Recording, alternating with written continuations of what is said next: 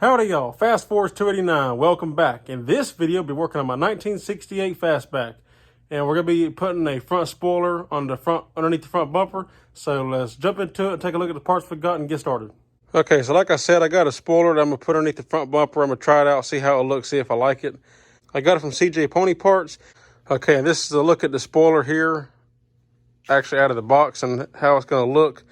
So it's going to mount up underneath the fender here and go around the front bumper and go back around, obviously. Okay, so as a real quick side note, they don't make spoilers for these cars. This is actually for a 71 to 73 Ford Mustang, and I found out about this from a guy on Instagram. He has a 69 Ford Torino Fastback, and he's got this exact same spoiler on his car. His name is Doug. I don't know him personally, but he's a real cool guy. I've talked to him a couple times through messaging, and his Instagram page is 1969_vintage_iron. You can go check his page out. Like I said, I don't know him personally, but he's a pretty cool guy from what I could see. So he's got the same spoiler on his car. I asked him where he got it from, and that's what he told me. It's for a 71 to 73 Ford Mustang. Looks pretty good. And so I figured I'd give it a try on mine to see how I like it. So let's go ahead and jump into it and get started putting this thing on.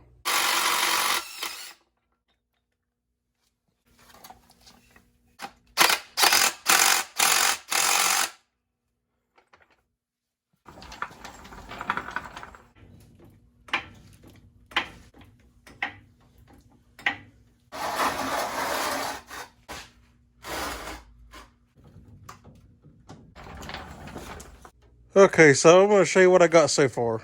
So I just clamped it up in place here on each side for now. What I ended up doing, I still got to do this side here, so we'll do that here in a minute. What I did on this side here is you got this brace here that comes up, bolts to the fender brace.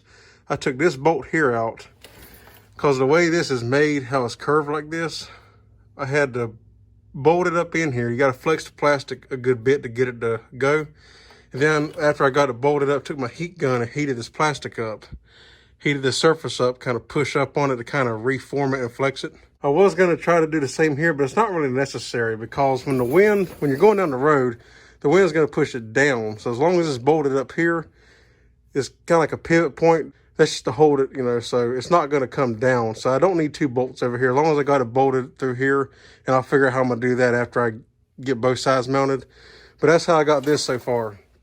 I just bolted this in, took the heat gun and kind of reformed it a little bit.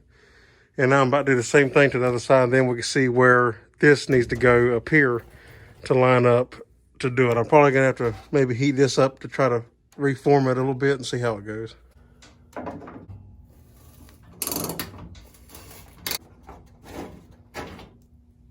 We're going to open this hole up a little bit because it's not quite big enough for a bolt to go through.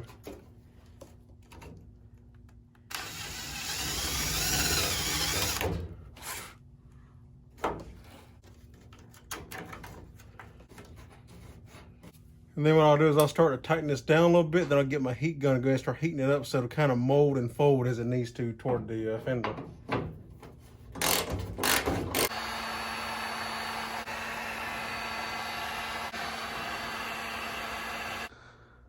Okay, so I kind of somewhat got it kind of mocked up here and installed, but one thing I don't like is how it's too flat like here and it's got too much flex. So I'm gonna build me a couple bars to go up underneath here to kind of push out on this and also give it some rigidity for when it's going down the road and the wind's blowing on it. It won't just fold it up underneath her. So let's get started and make some brackets for that. All right, so I just got some simple basic flat stock here. We're gonna go from this to this.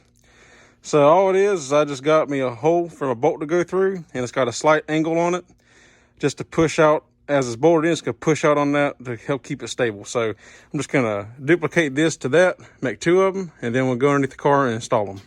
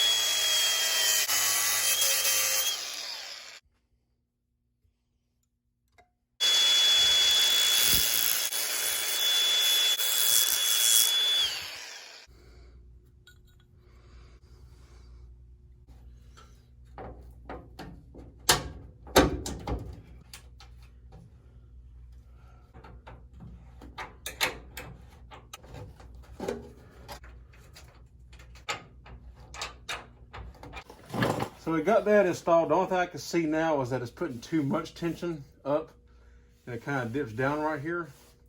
So what I can do is just flex these a little bit.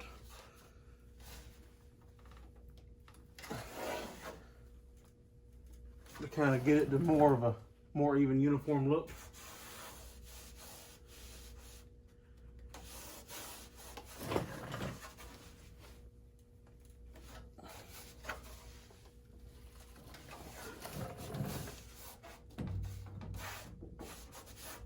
But now it's nice and solid to where the wind can't push it down. So I'm gonna finagle with this here for a minute longer and do some little tweaks, and then we'll come back after that. Alrighty, so we got the spoiler installed.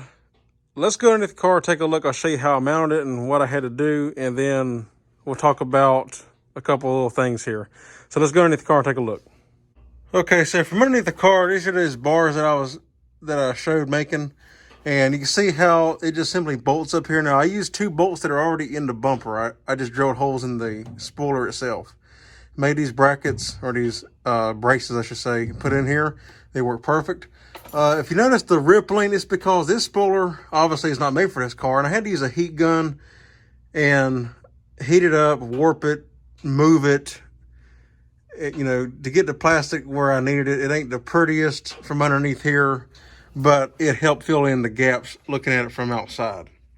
More on the heat gun later, but you can see how I bolted in here with a factory bolt there. Then I come around here, and this is, again, had to heat all this up to flatten it out. I drilled a hole in the bumper here. Small hole, you're not going to really be able to see it or nothing, so it's not a big deal. If I want to remove the spoiler, I can remove it. You'll never see the hole from standing up in front of the vehicle, so it doesn't matter. Formed it around that bolt, comes along here, bolts in here, and then the same thing over here. Now, if I decide to leave this, I may drill another hole in the bumper here and mount it just to kind of give a little bit of extra support here on each side. But for now, I'm going to just try this and see if I actually want to keep the spoiler or not. So the braces do their job. It keeps the spoiler nice and firm, like it's sturdy. There's no flexing to it. I mean, it flexes up obviously, but when you're going down the road, the wind's gonna be pushing down on this, not up. So, you know, it's got a little bit of give here, and that's why I said I might need to put another screw in over here.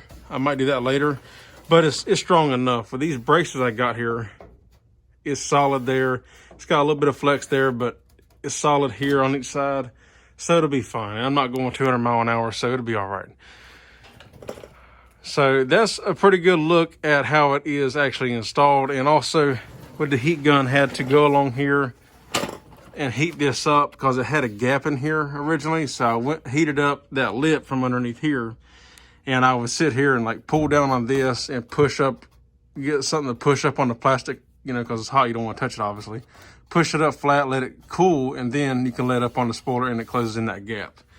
There's a big gap here. There's not really a whole lot you can do about it, but you don't really notice it looking at it from, like when you're standing up, looking at the car, you won't really see it. So I think it'll be all right. But anyway, that's a pretty good look at the spoiler and how it looks installed on the car. And if you come around the side here, you can see I was talking about how you can't really see that gap. You know, you have to get down like this to be able to see any gap. So standing up, and once the car's back on the ground, obviously it'll be lower. You won't be able to see any of that. It'll look pretty good like that, I think. I think it'll be okay. So that's a look at the spoiler there. Okay, and just to give you a quick look and walk around of the car after the spoiler has been installed, this is what it looks like. I said, I think I like it pretty good. It gives it kind of an aggressive, sporty look to it. So I'm gonna try it out for a while and see how I like it. I think it looks pretty good.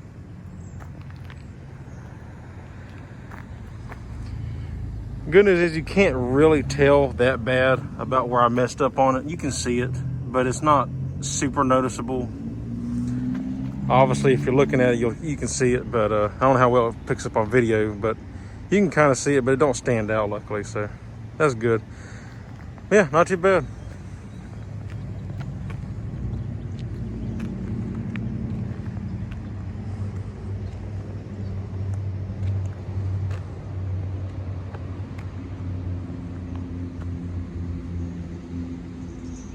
Okay, so a couple things I want to talk about real quick with this.